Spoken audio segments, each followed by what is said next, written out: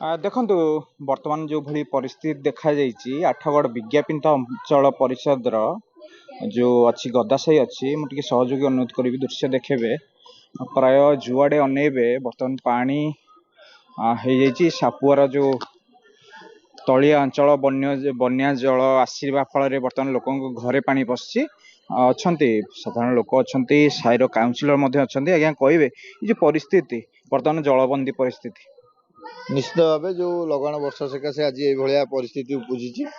ଆଉ ଯେହେତୁ ଆମର ସାପୁଆ ନଈ କରରେ ଅଛି, ସେଥିପାଇଁ ପାଣି ସାପୁଆ ନଈରୁ ଓଭର ହୋଇକି ଆମ ସାହି ଭିତରେ ପଶିଛି। ଡ୍ରେନ୍ ଫ୍ରେନ୍ ବାଟେ ଲୋକ ବହୁତ ହଇରାଣ ହରକତରେ ଅଛନ୍ତି।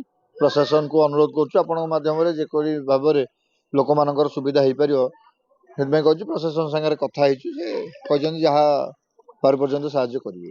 ଦେଖନ୍ତୁ ବର୍ତ୍ତମାନ ଲୋକ ରୋଷେଇ କରିନଥିବେ, ନିହାତି ଗାଁରେ ଛୋଟ ଛୁଆ ଅଛନ୍ତି, ସାହିରେ ଅଛନ୍ତି, ବୟସ୍କ ଅଛନ୍ତି, ଦେହ ପାଅ ହେଲେ ଯେହେତୁ ବର୍ତ୍ତମାନ ଜଳବନ୍ଦୀ ବାହାରିବା। ନିଶ୍ଚିନ୍ତ ରୂପରେ ମୁଁ ଫାୟାର ବ୍ରିଗେଡ୍ ବାଲାଙ୍କୁ ଫୋନ୍ ଲଗେଇଥିଲି, ତାଙ୍କର ଏନଗେଜ୍ ଆସୁଛି।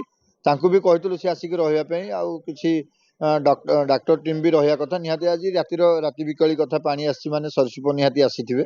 ସେଥିପାଇଁ ଛୋଟ ଛୁଆଙ୍କୁ ଧରିକି ରହିବା ପାଣି ଭିତରେ, ଏଇଟା ଗୋଟେ ପାଣି ଘେର ହେଇଯାଇଛି, ଚାରିକର ଯାକ ପାଣି ହେଇଯାଇଛି, ମଝିରେ ରହିଛନ୍ତି ଲୋକ। ଯାହାର 2 ମହଲା କୋଠା ଅଛି ସେ 2 ମହଲା କୋଠାକୁ ଚଳି ଯାଇଛନ୍ତି। କିନ୍ତୁ ଆମେ ବି ୟା ଭିତରେ ଯେତିକି ସମୟ ଆମ ସାହି ସେକ୍ରେଟାରୀ ଅଛନ୍ତି, ଆମେ ସମସ୍ତେ ସାହିର ଯୁବକ ସାଥୀମାନେ ଅଛନ୍ତି, ସମସ୍ତେ ପାରୁ ପର୍ଯ୍ୟନ୍ତ ସମସ୍ତେ ଲୋକଙ୍କୁ ସାହାଯ୍ୟ କରୁଛୁ।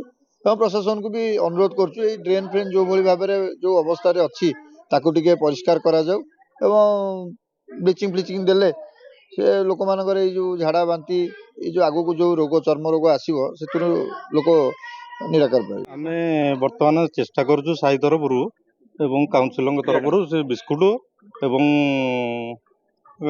ଯେଉଁ ବିସ୍କୁଟ ଆଉ ଶୁଖିଲା ଖାଦ୍ୟ ଯେଉଁ ପାଉରୁଟି କି କଦଳୀ ଆଣିକି ତାଙ୍କ ବ୍ୟବସ୍ଥା କରୁଛୁ। ପାଣି କିଛି ଆଣିକି ବି ଦେବୁ, ତାକୁ ଖାଇକି ଯାହା ଯେମିତି ରାତିଟା ଚଳିଥିବ, ତାପରେ ସକାଳ କଥା ହେଲେ ଦେଖା ଅଛି। ଏହାର କିଛି ବ୍ୟବସ୍ଥା ନାହିଁ, ଯେହେତୁ ଇଏ ଟାଉନ ଭିତରଟା, ପୁରା ଟାଉନର ସେଣ୍ଟର କହିଲେ ଚଳେ।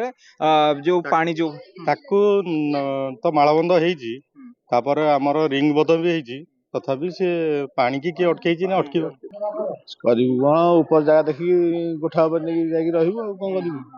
ଆଉ ତା ଅଲଗା ବ୍ୟତୀତ ବାଟ ନାହିଁ କୋଉଠି ଯାଇକି ରହିବାକୁ ନା।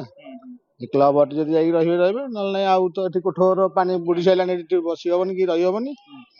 ଦେବୀ ଘର ସେଠି ଠିଆ ହେବାକୁ ତ ଜାଗା ନାହିଁ, ବସିବା ଦୂର କଥା। ଏଇ ଜଳବନ୍ଦୀ ଯୋଗୁ ଆମେ କ'ଣ କହିବୁ?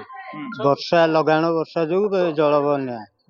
ଆଉ ଯେଝା ଘରେ ଯେଝା ଅଛନ୍ତି, ଏଥିରେ ସାପ ସୁପା ବିଛା କଙ୍କଡା ସାପ ହରିକା ସମସ୍ତେ ପଶିଲେଣି।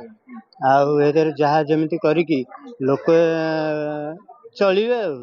ଆଉ ଶୁଖିଲା ଖାଦ୍ୟ ହରିକା କ'ଣ ଦବା କଥା କାଉନସିଲର କି ସରକାର ତରଫରୁ ଏ ବ୍ୟବସ୍ଥା କରିବେ। ଆଉ ପାଣି ଏଇ ଯୋଉ ପିଇବା ପାଇଁକା ପାଣି ଅବିକା ବହୁତ ଅସୁବିଧା। ନିଶ୍ଚିନ୍ତ ଭାବରେ ଏ ବର୍ଷ ବହୁତ ଆକାରରେ ପାଣି ପଶିଛି, ଯାହାଦ୍ୱାରା କି ବହୁତ ଘର ଆଫେକ୍ଟେଡ ହେଇଛି। ମୋ ଦୋକାନ ବି ସେଠି ପୁରା ବୁଲି ଯାଇଛି, ଦୋକାନଟା ବି ବୁଡି ଯାଇଛି। ପାଣି ତ ବଢିବାରେ ଲାଗିଛି, କିନ୍ତୁ ପାଣି କମିବାରେ ଲାଗୁନି। କାଲି ବହୁତ ସଂକ୍ରାନ୍ତି ଅଛି, କିନ୍ତୁ ପାଣି କମିବାର ଆଶା ବୋଧେ ନାହିଁ, କାରଣ ସଂକ୍ରାନ୍ତିରେ ପ୍ରାୟତଃ ପାଣି ଖସେ ନାହିଁ।